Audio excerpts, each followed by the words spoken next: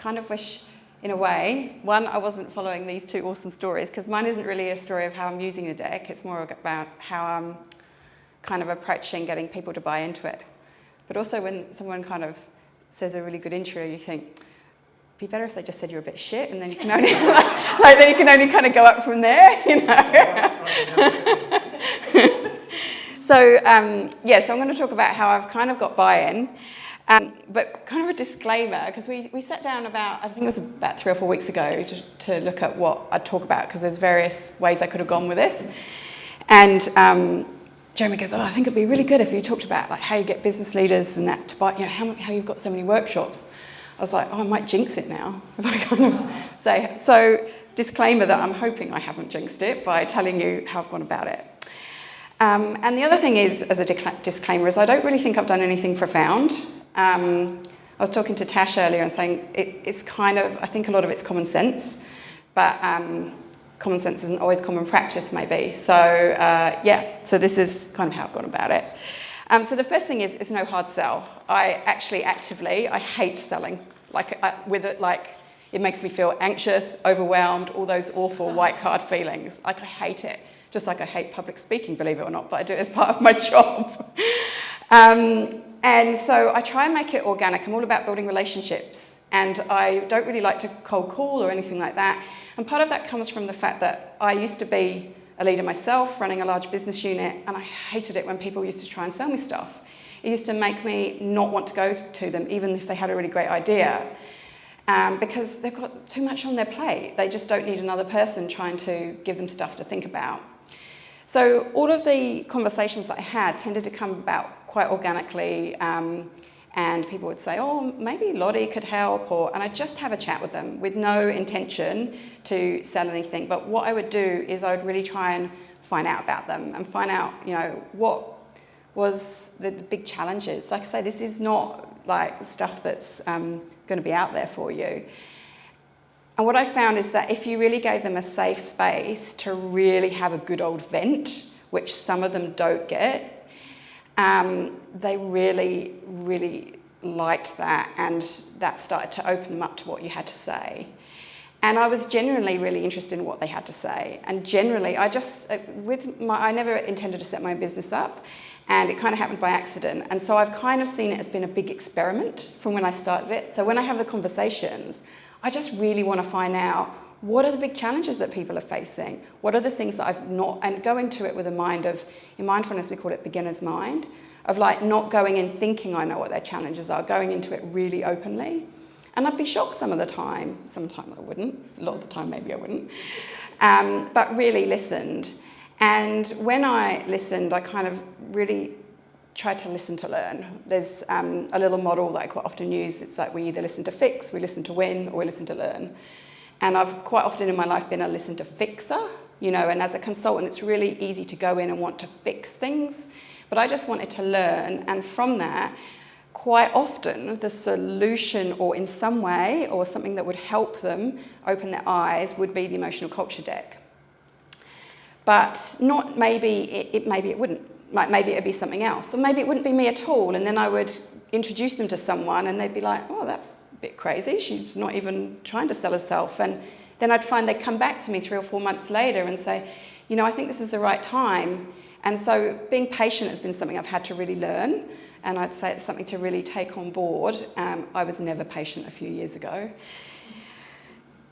So another thing is having face-to-face. If you can get to face-to-face time, it is really important. There's so much you can pick up, the little nuances that maybe they won't say over the phone, whether they're interested, whether they're not, whether they're starting to warm, whether they're not. So again, people just really want to be heard. When I always take Jeremy said, always have a deck with you, never go anywhere without a deck. So I always have a deck with me. And even people that would kind of maybe not, you know, like you were saying with the firefighters, I don't have emotions. I found when you gave them a space to actually get the cards out and say, oh, just pick 5 cards. Pick 5 black ones, 5 white ones. And it sells itself, like it really does, because sometimes people have never had that space to do that.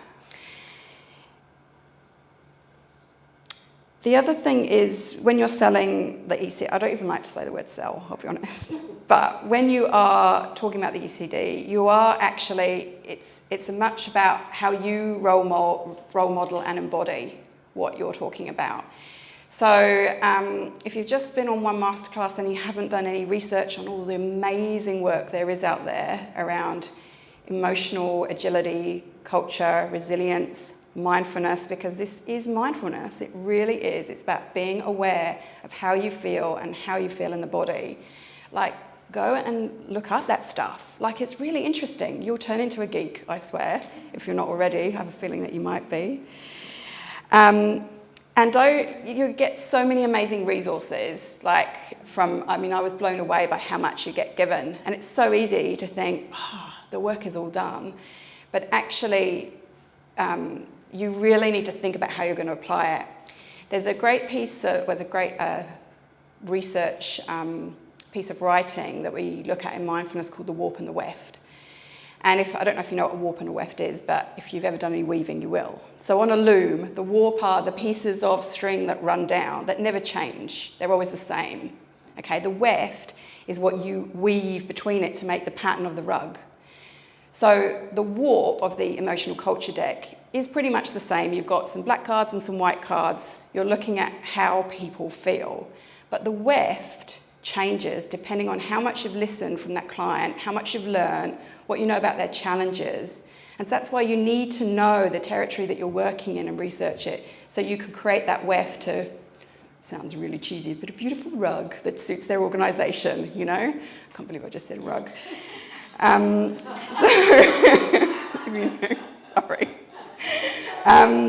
Sorry. And then the other thing is, so that's about considering how they bring it to life. So you bring it to life, and then you let them see how they bring it to life, okay? And that's when they really start to come alive, and that's when they start to really see where it could go, because it's so much more than one workshop. It is a way of being, you know, and that is going to take some effort, so they need to really be bought into it, okay? And that will be way long after you're gone, and that's when you really see that success is happening.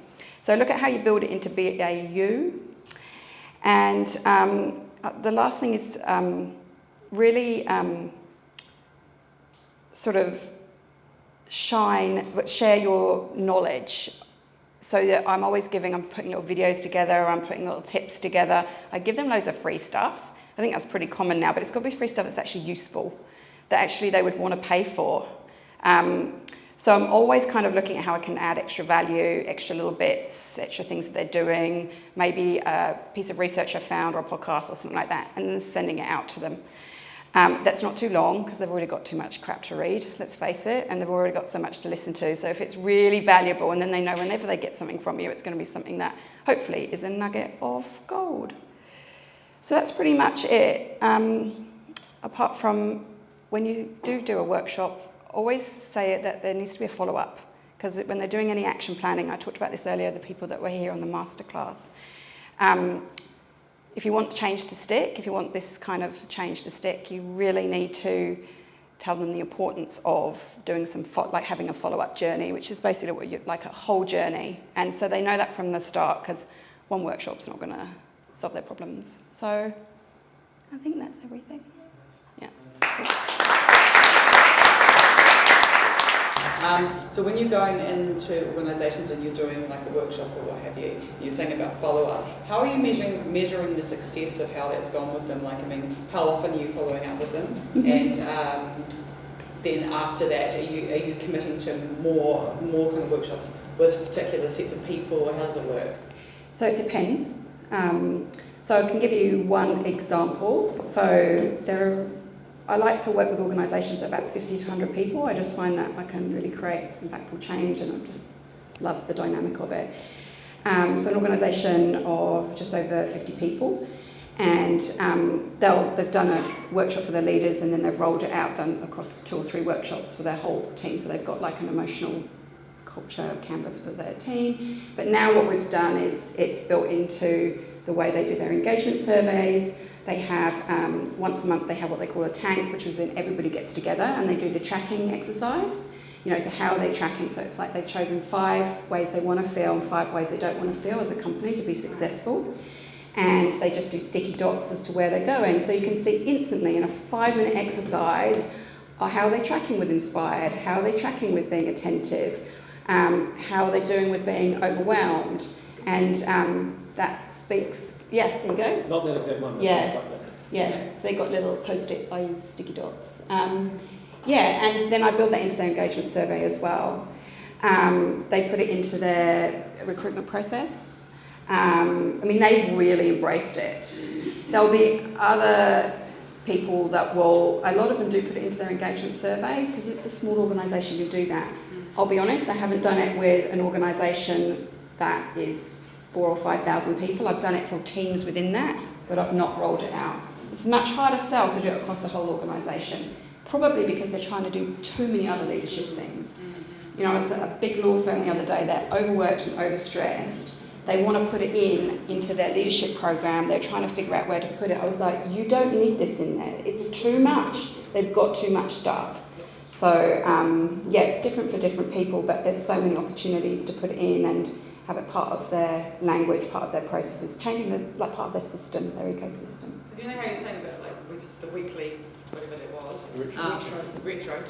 So you were talking about earlier about obviously doing the scrum thing and then talking with your team about how that worked. Would you encourage this kind of thing inside of a sprint? Say, okay, so you'd be using this inside of a sprint as a weekly kind of. Yeah. Like to open up a meeting to get people present, to remind each other that there's more, that everything's going on, but to send it into the room, remind themselves that they're connected to one another. Like, I'll just say, choose one card, one white card, one black card, go around the room, explain why you chose it, and then we just get on with it. Okay, cool, right. And the Wellington City Council, they do it, they've got like a 12-1 sprint pattern for their Smart Council program, and what they do is they've got 12 weeks of sprinting and 1 week of planning, and at the end on the 1 week of planning they use the cards to look at how they've done the last 12 weeks and how they want to go into the next 12 weeks. So, yeah. I didn't get to 3 of these slides in the workshop, but I just want to build on what Lottie shared there, because she's done some amazing work, as you've heard, but as I asked Lottie to speak on that topic, I was like, how have I done this? So I thought I didn't get a chance to share this in the workshop, so I thought I'd share the 3 things that I've found useful. And the first one was find a leader who cares. Don't convince them, test with them. And so I had this only a couple of weeks ago with Leighton. And he said, so what's this about? And even I struggle at times to explain to people what this is about, and I created it. And so I get the cards out and I say, why don't we have a play? And instantly, I don't have to do any explanation of the game because he's experiencing it and he's connecting the dots in his mind and going, I could see how this worked. I understand that now. And then that just builds my confidence to add in everything I've known for 5 years. But it makes the work of talking about the game a lot easier because he's creating a narrative in his mind about how it could work. And then I use words like, imagine if you now did this with your team. So as long as the person cares about their people, you can test it with them, and that helps you tell the story of why it matters. So that's my number 1. My second one is start small. Some of these things, like you said, Lottie, are like common sense, but not necessarily common practice. With this game particularly, and I've learned the hard way of this, but like one workshop, small workshop, or even the retro, like I don't suggest this going into big change programs. I say let's just try it with one team. We'll try it with one retro and see how your team responds. And then based on that, you're going to get confidence, or you're not. And then we've tried it, and it's not something to move forward with, and that's fine as well, because it won't be for everybody. So I say start with the retro and see where you get to with that. So starting really small and then hope that it builds, it becomes contagious from there. I have in the past invited a change maker into it. So the workshop might not involve somebody in HR, but I say, why don't you invite somebody from HR into the session? And they come and experience it, and then they go away and go, wow, okay, I wasn't expecting that, or maybe we should do more of it. It's surprising how often that creates a ripple effect. And then the final one is, I'm now a big believer in thinking bottom up. I know there's some ex-senior leaders in the room, senior leaders in the room, but I don't think that there's much future of trying to convince CEO level, tier 1 leaders that this matters. There'll be some that will be into it for sure, but on the whole, I think the success I've seen, especially in government agencies, is where people start really small and it becomes contagious and it builds up. So I know in one particular government agency, it's like, oh, I heard I heard the finance team was doing it. Like, what are they up to doing that? Okay, that might be interesting. And then, I heard this team over in projects are doing it, and I've seen that ripple out from there, and it's got nowhere near senior leadership. In fact, I've sat down with somebody on the senior leadership team and showed them the game, and it didn't go anywhere, but yet there's 6 or 7 teams inside doing it. So not being afraid to think small and work bottom up, because we will create change that way rather than it. We will be fortunate every now and again to get somebody from the top, but I've changed my sights, and I'm recommending we potentially change our sights on that. So those are the 3 sort of things that I've learned along the way when I started to think about the question I asked Lottie. I was like, I should also have an answer to that, because otherwise, to bring it all together, yeah.